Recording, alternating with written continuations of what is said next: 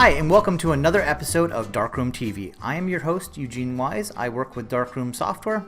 First, let's go ahead and do a recap from last episode. We were giving away a printer. In this episode, we will announce the winner and talk about some of the images that were submitted. There were some really good ones that were totally on point, and I wanted to give a pat on the back to those images. I don't know whose they were. All I see is images.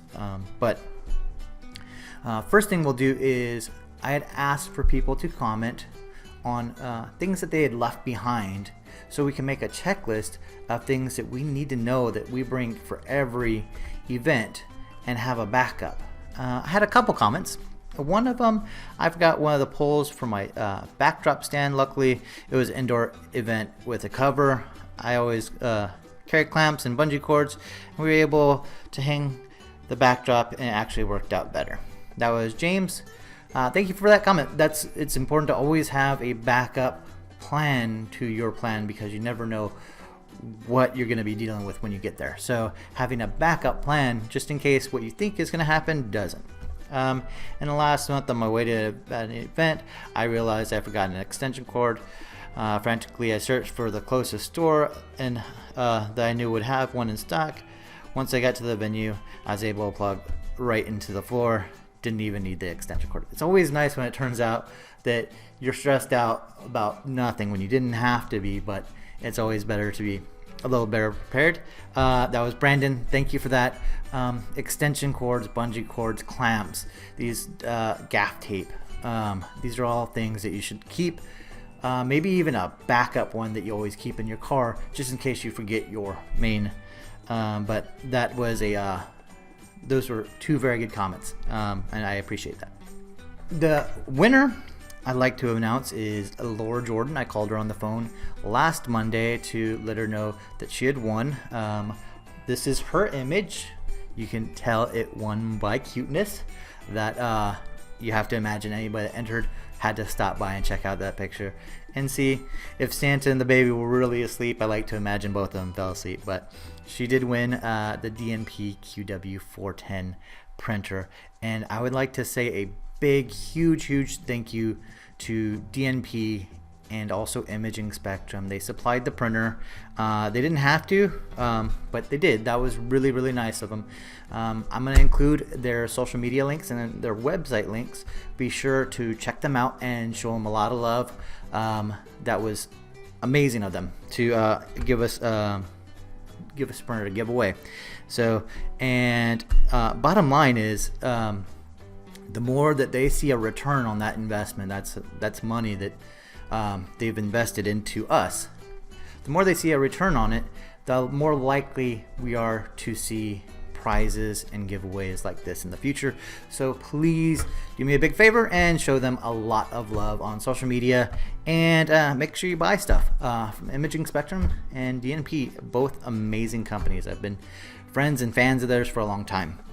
So next, I want to talk about some of the other images that were entered that I just thought were awesome. There was one, I'll try to pop it up right here. It looks like a drive-up Santa. That's a great idea that he doesn't have to actually interact. It's something fun, everybody staying safe, and we can keep our distance. So that was a great idea. And another one that I just when I saw it, I was like, that's so cool, because my daughter's bounced in one of these snow globes. They put Santa and an elf in the snow globe, and you know that Santa's safe in there, and your kids can get up and have their picture taken. That's genius. I thought that was so cool. I just wanted to give a big shout out to those. I don't know who submitted them, but they're just images that showed up in our contest, and they are pretty cool. Thank you everybody for entering, everybody that did enter. Hopefully we have something like this in the future, and we continue with these type of things. But huge big thank you to DNP and Imaging Spectrum. Both of them came through and hit a home run for us. I do appreciate it, and I'm sure you do as well. So next on my list, I have a little bit of show and tell and some things to talk about. We're going to start off with booth users and then kind of go into core and then back to booth and see how we can all learn from each other and work together. But if you're in an event and you have low light, you are better off turning off autofocus and switching to manual focus. Pre-focus at a certain distance, make sure your camera is focused at that distance that people will be standing at, and drop down your aperture a little bit so you know you have a good focal plane. And switch to manual focus. You'll find that the camera doesn't go zzz, zzz, zzz, trying to focus, and you get a faster photograph, and you don't get the session failures because the camera can't focus. And I'm going to show you an example of how this can be done, and professional photographers do this all the time. This is an image I shot of a friend of mine that's a dancer, and well, let's see if we can get that picture right there. So you can see he's up in the air, and how that all works is you switch to manual focus. I completely turned off all the lights. It's nearly dark in there, so my camera would have never caught the actual, been able to focus and shoot while he's up in the air right at the apex. So switch to manual focus, turned off the lights. The strobes actually are what capture the motion, and that's how I was able to photograph that. It's very common for photographers to shoot in manual focus if they know exactly the distance where they'll be photographing, and then they're not worried about the camera trying to find focus, specifically in low light. One more thing, we'll pull this back out. This is a metal print, so it kind of takes me to my next subject. This is something that you can do inside Darkroom Core. This is using the low key option. When you're building a template, you just shoot on a black background, and then you can drop the images, move them around, and that's using the low key option. A lot of people don't know what the low key and the high key are for, and it's next to green screen, but that's how you do it. You just shoot it on a black background, and anything, it's kind of like multiply in Photoshop or screen, and it just takes the lighter object and hides the darker. So that's the low key option. So that's a metal print. That's something that you can do in Darkroom. I believe Imaging Spectrum sells printers, and it's dye sublimation, but it's a little bit different than the printers we're using. Like I'll show you this in just a second. Then the dye sub printers that we're using, it's a transfer process where it uses heat to transfer. It prints, and then you heat it up with pressure and heat, and it transfers to metal, glass, ceramic. There's a whole bunch of different medias that you can transfer to. So Imaging Spectrum, Paycor, those are good places to get the dye sublimation information. A very cool process. I actually have quite a bit. I used to work at a lab and would do a lot of that. That brings me to my next topic. Darkroom Core has a whole network of labs. Some of you may know it's the Labtricity network. So for products that you don't want to actually do yourself, you can still offer them and outsource them through the Labtricity network. The lab I got that from is on that network. So any labs out there that would like to give us a coupon code or something like that, so our viewers can test out and try your lab out and maybe see some new products, I'd be super interested in that, and I'd be sure to share that with everybody. So I have a few friends in the lab industry still, and I'll see if I can get something for you guys. Okay, so the next thing on my list, talking about metal, let's check out metallic paper. This is another, I just realized I'm shooting green screen and this is green.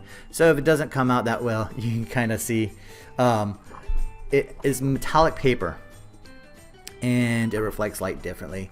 It is very cool. This is printed on a DNP 620, a DS620A.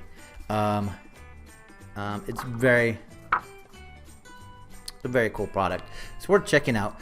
I just want to kind of give you guys a few ideas on things that you can do with your equipment that you already have and making some small tweaks. So Okay, so the next on my list, and this two pieces of news, both kind of from the support standpoint. Dropbox is no longer required to use Twilio in Darkroom Booth. We're working on it for Darkroom Core. It hasn't come out yet, but it's no longer required. Another thing is Dropbox has changed their login. So if you're currently logged in, don't mess with it.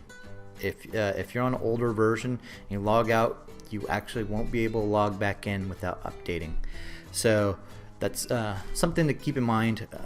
But that's from Dropbox's end. They've changed how they log in, and we had to come up with address that from by an update.